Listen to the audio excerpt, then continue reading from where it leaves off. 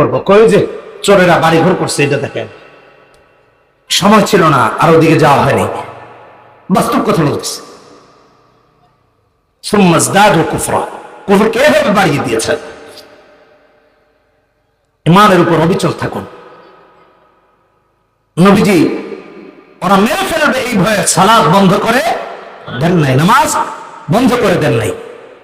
এজন্য হক্কানি আলেমদের দায়িত্ব আপনাদেরকে বলছি, এবং হকের পথে যারা থাকবে, ইসলামের পথে যারা থাকবে, মুসলমান যারা, তাদের দায়িত্ব থাকবে কোরআনের কথা বলবে, ইসলামের কথা বলবে, তাওহীদের কথা বলবে। আলেমদের দায়িত্ব মসজিদের মিম্বর থেকে হকের আওয়াজ গোটা এলাকায় পৌঁছে দিবে।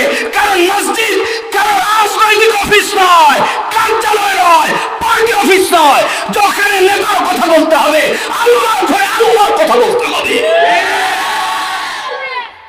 মানুষের তন্ত্র মন্ত্র বন্ধ করুন। কিসের মানুষ পূজা শুরু করেছেন? নবীজি জানতেন রাসূলুল্লাহর গর্দান উড়িয়ে দিবে কেউ তরবারি দিয়া, নামাজ ছাড়েন নাই। মুসলমান তো এমন হবে, ইস্তেকামত থাকবে, কোরআন সুন্নাহকে এভাবে আঁকড়ে ধরবে যে জীবন যায় যাবে, কোরআনের বিপক্ষে যাওয়ার কোন সুযোগ নাই। বলতে গেলে অনেক লম্বা হয়ে যাবে, আমি সামনের দিকে আগাই। 5টা বিষয়ে যত্নবান হওয়ার কথা বলছিলাম। 1 নম্বর কোরআন সুন্নাহ আঁকড়ে ধরা। 2 নম্বর অহংকারী না হয়ে আল্লাহর কাছে দোয়া করা। দোয়া করুন আল্লাহর কাছে। অহংকারী হলে নমরুদের যে পরিণতি হয়েছে, ফেরাউনের যে পরিণতি হয়েছে, নব্য ফেরাউনেরও সেম পরিণতি হয়েছে।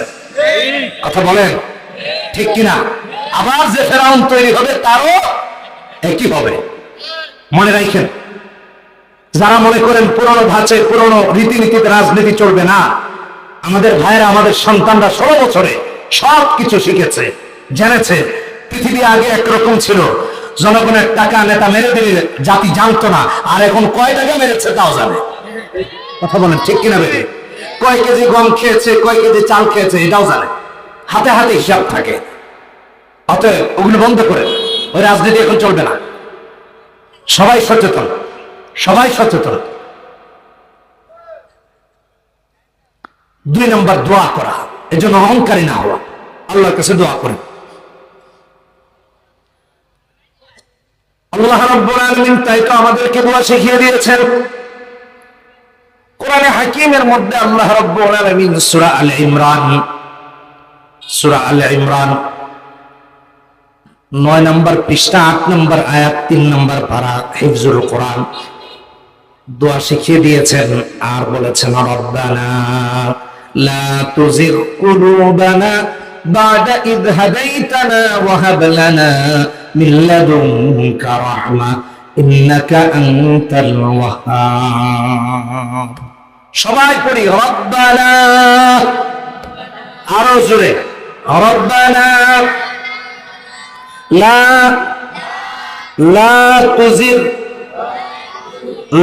তুজিগ কুলুবানা বা'দা ইয হাদাইতানা ওয়া হাব লানা মিন লাদুনকা রাহমা ইন্নাকা আনতাল ওয়াহ্হাব। এই দোয়া বেশি বেশি করবেন।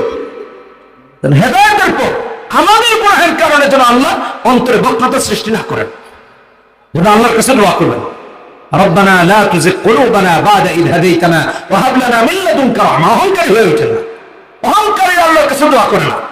মনে করে আমার এই মসনদ কে নিবে, পুলিশ আমার, র্যাব আমার, সেনাবাহিনী আমার, বিদেশি বন্ধুরা আমার, খালি হুজুররা বাদে সব আমার, ব্যাস।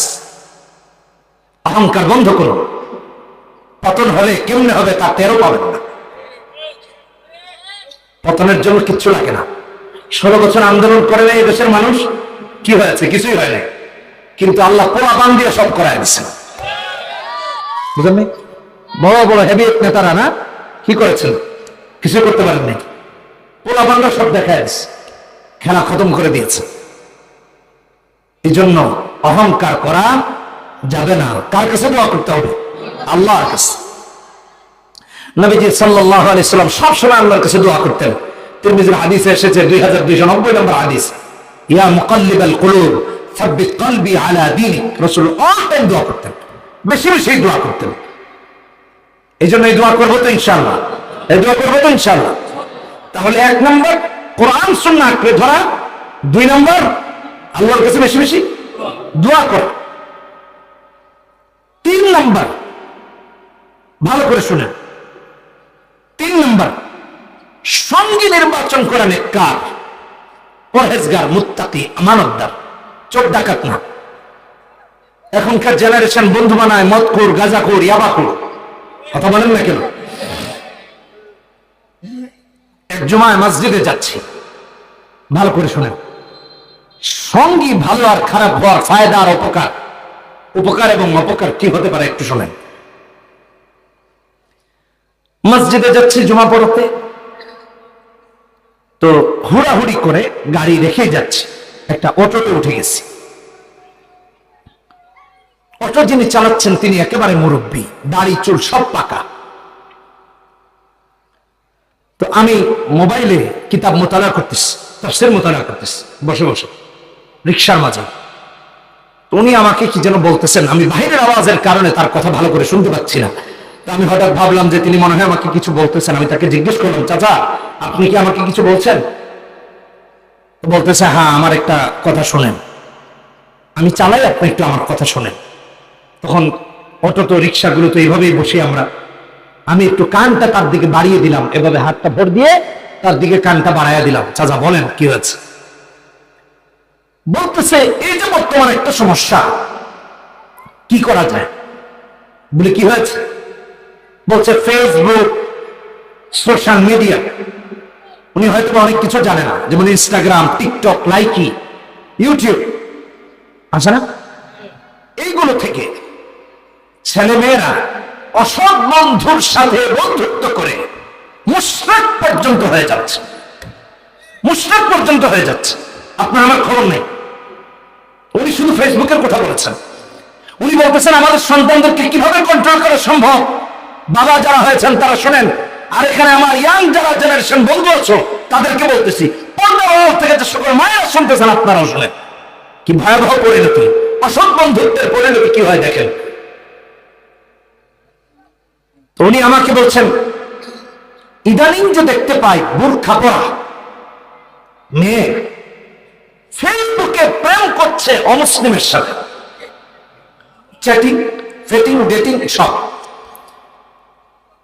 এক পর্যায়ে সম্পর্ক রক্ষা করতে করতে করতে অমুসলিমের বাচ্চা পর্যন্ত বেঁধে নিস। মুসলিম মেয়ে অমুসলিমকে বিয়ের জন্য অনশন করছে। তারপরে এক মেয়েকে জিজ্ঞেস করা হলো, এটা আমি দেখেছি কয়েকদিন আগে ফেসবুকে, তাই বলছি। এক মেয়েকে জিজ্ঞেস করা হলো, ও তো মুসলমান না, তুমি তারে চাও কেন?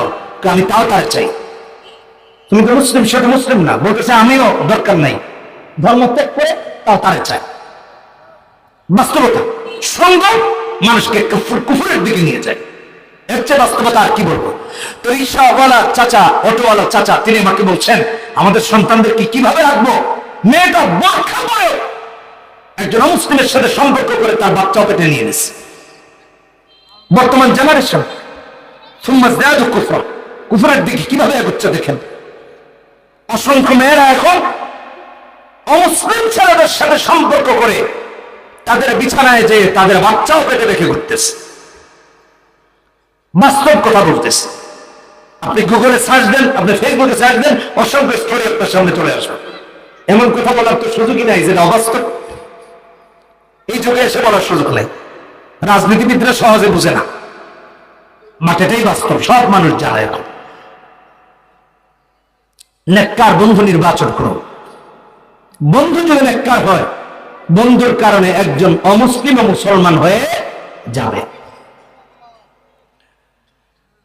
আমেরিকাতে গত অক্টোবর মাসের শুরুতে আমরা একটা শপিং মলে গিয়েছি। শপিং মলে যাওয়ার পর এক সুঠাম দেহের অধিকারী এক ভাই সামনে এগিয়ে আসছেন। উনি কালো, ওই যে ক্লিনার, শপিং মল ঝাড়ু দেন, পরিচ্ছন্ন কর্মী। তো আমার জুব্বা পরা দেখে আমাকে জিজ্ঞেস করতেছে তুমি কি মুসলিম? তো আমি বললাম হ্যাঁ। বলতেছে, আচ্ছা তোমাদের কোরআনে কি এরকম কোন আয়াত আছে 6 দিনে আল্লাহ তাআলা আসমান জমিন বানিয়েছেন? জিজ্ঞেস করতেছে। তো আমি তাকে বললাম, হ্যাঁ আছে কোরআনে, সূরা আরাফ 54 নম্বর আয়াত। সূরাতুল আরাফের 54 নম্বর আয়াতে আল্লাহ রাব্বুল আলামিন এই তথ্য দিয়েছেন, ইন্না রাব্বাকুমুল্লাহু আল্লাযী খালাকাস সামাওয়াতি ওয়াল আরদা ফি 6 আইয়াম। আছে না 54 নম্বর আয়াতে? এই যে 16 নম্বর পৃষ্ঠায় 8 নম্বর পারা। আমি তাকে পকেট থেকে মোবাইলটা বের করে এই আয়াতটা দেখালাম, হ্যাঁ আমাদের কোরআনে এটা আছে। আমি তাকে বললাম, আচ্ছা তুমি কি মুসলিম? বলছে না। জিজ্ঞেস করলাম, তাহলে তুমি কিভাবে জানলা কোরআনে এই আয়াত আছে? বলতেছে, আমার এক ফ্রেন্ড আছে, সে মুসলমান, সে আমাকে প্রায় সময় কোরআনের আয়াত পাঠায়, নবীজির হাদিস পাঠায়। তাই? হ্যাঁ। বলছে আমাকে হাদিস পাঠায়, কোরআন পাঠায়, আমি এগুলো রিসার্চ করছি, এগুলো গবেষণা করছি, এগুলো পড়ি। যদি তার পাঠানো এসব তথ্য সঠিক হয় তাহলে আমি শাহাদা পড়তে চাই, মুসলমান হতে চাই। একজন অমুসলিম কোরআন সুন্নাহর সম্পর্ক রেখে মুসলমানের সাথে সম্পর্ক থাকার কারণে মুসলমান হচ্ছে। অমুসলিম রাখবে, অসুবিধা নাই। আর মুসলমান কোন অমুসলিমের সাথে সম্পর্ক রাখবে দাওয়াতের। কিসের? জোরে বলেন কিসের? বন্ধুত্বের নয়, এটা দাওয়াতের। দাওয়াতের কেন? যাতে করে সে জাহান্নামী না হয়ে যায়, সে যেন জান্নাতি হয়, তাকে যেন জান্নাতের দিকে ডেকে নিয়ে আসা যায়, তাওহীদের পথে যেন ডেকে নিয়ে আসা যায়। এই জন্য এই সম্পর্ক রাখবেন। মুসলমান হতে চায়। অমুসলিমের সাথে মুসলিমের সম্পর্ক কখনো বন্ধুত্বের হতে পারে না। মুসলিম তাকে বন্ধু বানাবে না, মুসলিম তারা দাওয়াত দিবে, মুসলমান হলে বন্ধু বানাবে। গত 13 তারিখ সন্ধ্যার দিকে আমাদের দেশে ফেসবুকে স্ট্যাটাস দিয়ে কান্নার ঝড় পড়ে গেল। বলে কি হয়েছে? মেসিকে ভারতে অপমান করা হয়েছে, মেসিকে। আমি খুব আশ্চর্য হলাম, কি হয়েছে? তাকে নাকি অপদস্থ করা হয়েছে, লাঞ্ছিত করা হয়েছে ভারতে। মেসির মুরিদানরা খুব কান্নাকাটি করেছে ফেসবুকে, যে মেসিকে এত কষ্ট দিছে, মেসি ইন্ডিয়া এসে এত কষ্ট পাইছে, তাহলে আর বাংলাদেশে তো কোনোদিন আসবে না। আর মেসি যদি না আসে, আল্লাহর রহমত তো আসার কোনো সম্ভাবনাই নেই, নাকি? বিষয়টা কি এরকম? তাহলে তরুণরা কিরকম ভাবে দেখছে এগুলো? কেন এইভাবে নিচ্ছে? কেন এগুলো করতেছে? কারে বন্ধু বানানোর দরকার, কারে বানিয়েছে? মায়ামিতে গিয়েছি, মায়ামি, ইন্টার মায়ামি এরকম একটা ক্লাবে মনে হয় আপনাদের এই পিসাব খেলে, তাই না? মানে মেসি পিসাব, যারা এখানে মুরিদান আছে তাদের কথা বলতেছে। তা আমাকে এক ভাই বলছে, শায়েখ চলেন আপনাকে একটু মেসিকে দেখায় নিয়ে আসি। মায়ামিতে গিয়েছে আমেরিকাতে, তো সেখানে আমারে বলতেছে। আমি জিজ্ঞেস করলাম, ফান করে বলেছে যে মেসিকে দেখলে সওয়াব হবে নাকি? বলতেছে না। আমি বললাম তাহলে? অনেকের স্বপ্ন থাকে না মেসিকে দেখবে। তা আমি তাকে বললাম, দেখেন 70,000 মুসলমান মারার পরেও যার পক্ষ থেকে একটা নিন্দা পর্যন্ত বের হয় নাই, তাকে দেখার তো কল্পনা করা অসম্ভব আমার দ্বারা। 70,000-এর উপরে মুসলমানদেরকে মেরেছে ফিলিস্তিনে, শিশুদেরকে মেরেছে। কই মেসি তো একটা স্ট্যাটাসও দেয় নাই, মেসি তো একটা পোস্ট করে নাই, মেসি তো একটু দুঃখ প্রকাশও করে নাই। এই যুবকরা ভালো করে শোনো, তুমি তাহলে মেসিকে এত প্রিয় বানানোর কারণ কি? কি কারণে? কোন কাফেরের সাথে মুসলমানের তো এরকম সম্পর্ক হতেই পারে না। কে তোমার এত মেসি ভক্ত বানিয়েছে? আমাদের সন্তানরা কাফের হয়ে গেছে এগুলো করতে করতে, তার খবরই নেই। রাসূলুল্লাহর কথা এত মানে না, রাসূলকে এত মহব্বত করে না যত মহব্বত নেইমার মেসিকে করে, যত মহব্বত আর্জেন্টিনা ব্রাজিলকে করে। কি বলবো ভাইয়ের আমার, এগুলো দুঃখের কথা। কুফরার আলোচনা এতক্ষণ করতেছে যে কুফরকে কিভাবে বাড়িয়ে দিয়েছে। এজন্য সঙ্গী নির্বাচন করুন নেককার। আল্লাহ রাব্বুল আলামিন কোরআনে কারীমে বলেছেন, ইয়া আইয়ুহাল্লাযীনা আমানুত্তাকুল্লাহ ওয়া কুনু মা'আস সাদিকিন, সূরা তাওবা 119 নম্বর আয়াত। আমার সময় থাকলে আরো ব্যাখ্যা দিতাম। সূরা ফুরকানে 27, 28, 29 নম্বর আয়াতে আল্লাহ তাআলা বন্ধুত্ব কিরকম করতে হয় তার আরো দৃষ্টান্ত দিয়েছেন। নেককার নামাজের সাথে বন্ধুত্ব থাকলে নামাজি তাকে নামাজে রেখে নিয়ে যাবে, আল্লাহর সাথে বন্ধুত্ব থাকলে তাকে সৎ কাজের দিকে আহ্বান করবে, আর মদখোরের সাথে সম্পর্ক থাকলে সে বোতল খাওয়ার জন্য রেখে নিয়ে যাবে। সমাজ নষ্ট হচ্ছে এরকম খারাপ সঙ্গ দিয়া। চাই নেতা বানান, নেককার বানান, চোর বাটপার বানায় না। বাপ মা নেককার সন্তান বানান, নেককার বাবা বানান।